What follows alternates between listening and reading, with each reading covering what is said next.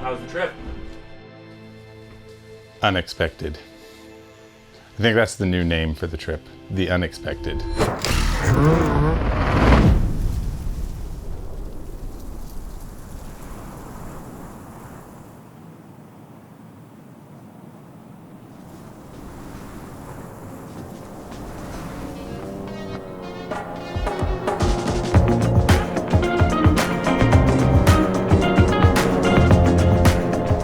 It's the lust for adventure, the drive for adventure, and a bit of the unknown. That's what keeps me on snowmobiles, and it's super exciting, is being able to access terrain quite handily that it's challenging to get to, logistically, ability-wise, all kinds of things, elements to it.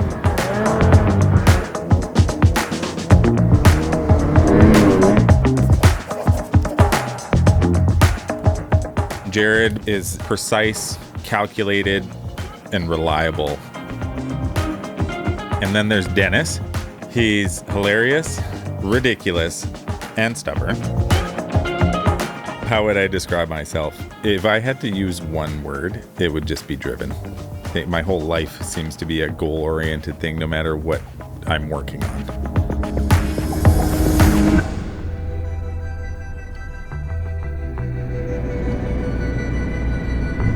Just going out into the unknown, whether it's this trip or it's the next trip that's a short day thing and it's some new objective, it's just the adventure. It's just going out to be out there and see what's out there.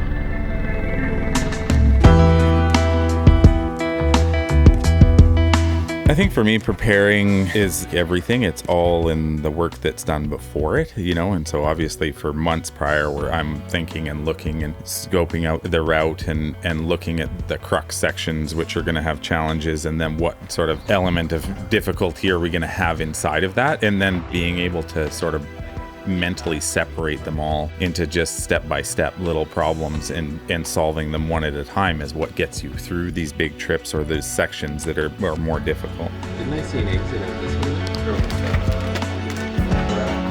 So we're just heading out of the lake here, all the way up here. We're gonna roll up day one to the camp up here and refuel. Day two, heading across here to camp 2, down out of the mine and across the lake up into camp 3.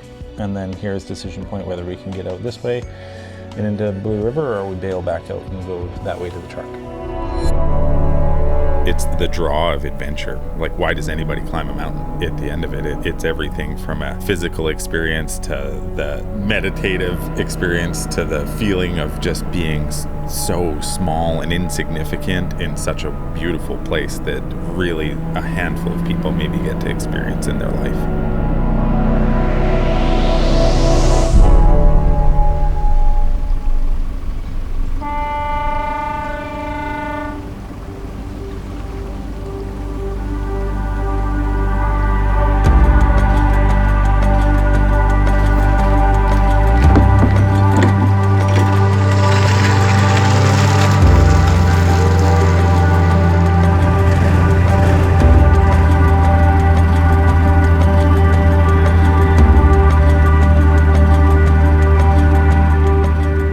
Mountains are a super special place, and at the end of the day, it's always who you share the experiences with is almost as important, if not more important, than where you are or what you're doing, right? And so you like to surround yourself with people that are like-minded or have the same sort of drive or even the ability to deal with adversity.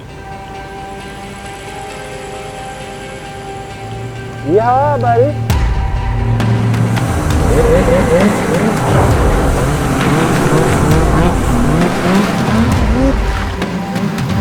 It's a seasonal caribou closure, which comes off in the middle of April. It's a pretty normal time of year to travel because snow conditions can be more conducive to big trips like this, where you can kind of get that diurnal cycle and working on the melt freeze and have a little bit more confidence in your snowpack at that point.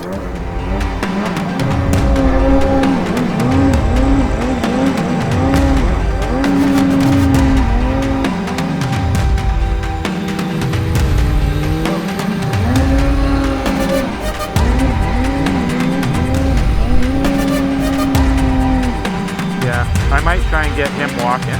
I'll try and get it up a little bit further, and then maybe we can get it up to here. And You got one more going, you Caleb, or am I coming down?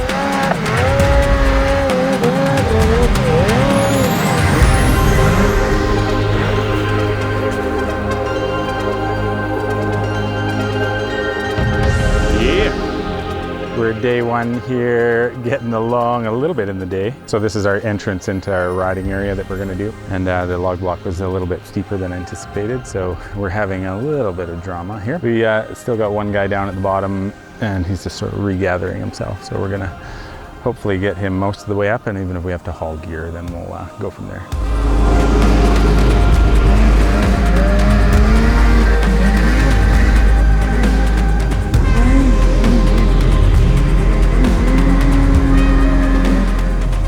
Isn't it too storybook that we're out here?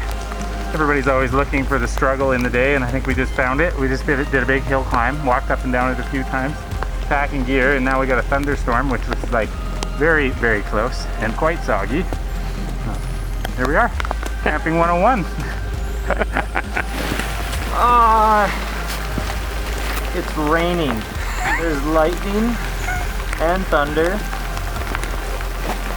And I've actually, oh, more lightning.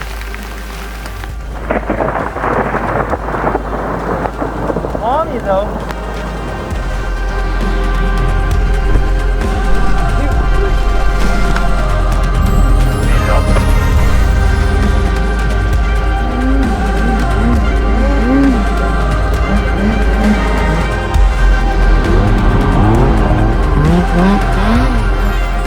For a section over there. I think we're gonna dig in snow pits there. Build up a nice little windscreen for the night, but then we'll have a cool view, at least eat breakfast in the morning.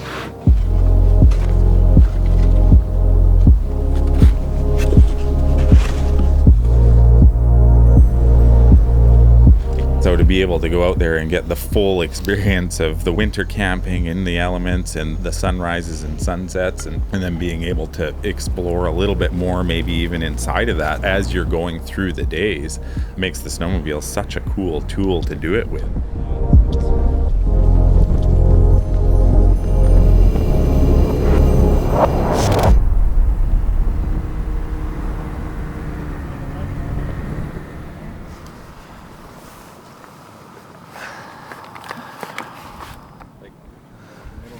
One more back. That one? Yeah, that one's still loose one.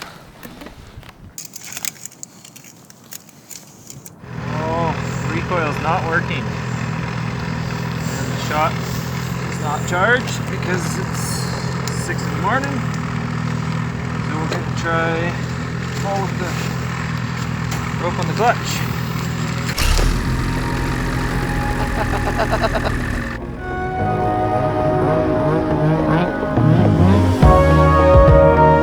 Mental side of mountain travel, which sometimes is challenging, is the actual riding, where it's about mentally dealing with the go or don't go idea.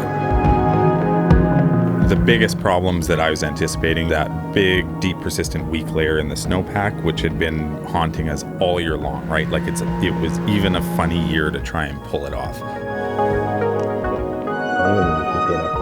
Now we're into 10 o'clock, it's warm, it's above freezing, snowballing everywhere around us. It's really a no-fly zone at that point. Massive, massive snow coming down the mountain when it lets go, if it does.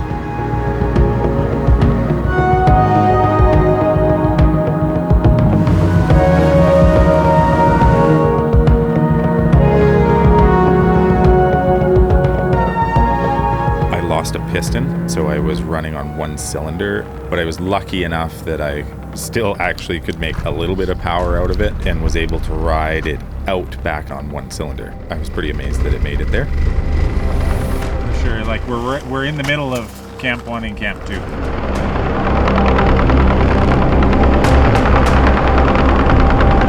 At that point, it was, well, we really don't have much for options but to head back to our original camp and figure out what we're going to do from there. We're like severely redirecting plans at this point and are also getting low on fuel.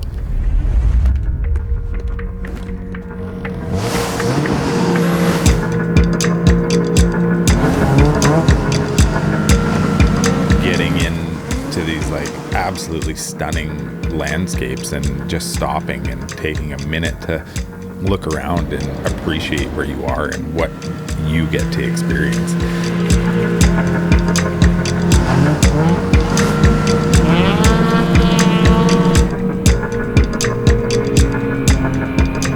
Then today, getting up pretty decently early and going, and then obviously running into the sled troubles, which really put a big kink in the program.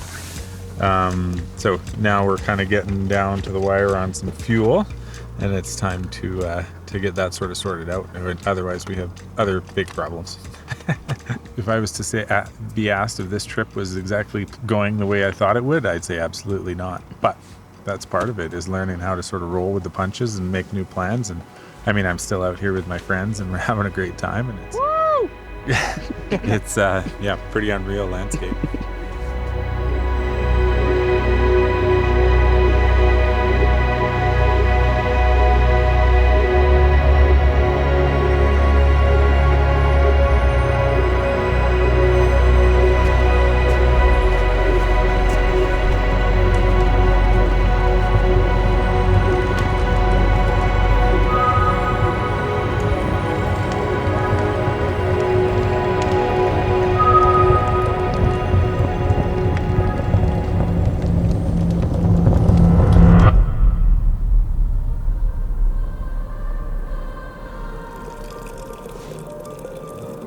Day 3 priorities are obviously we need fuel. If we've got sleds that are down to fuel lights, we got to hit. The first fuel cache is the attainable one. So we work our way around, managed to find our way into Camp 1. Then we were kind of making a new plan, right? So obviously at this point, we're 10 degrees plus in Alpine. We're not making the summit. We're not going to Blue River anymore.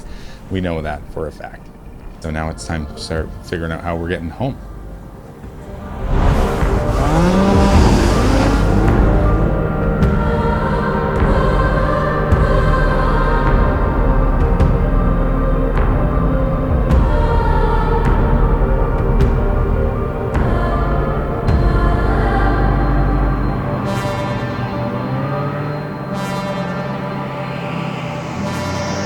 That's what makes these trips so fun, right?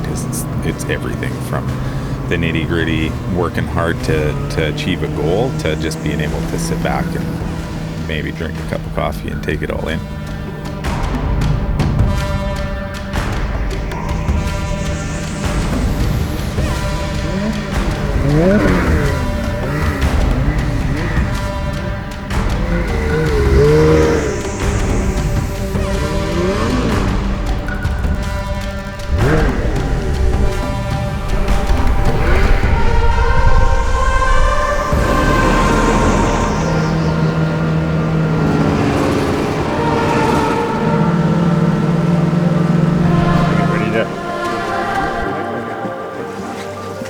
Better than G.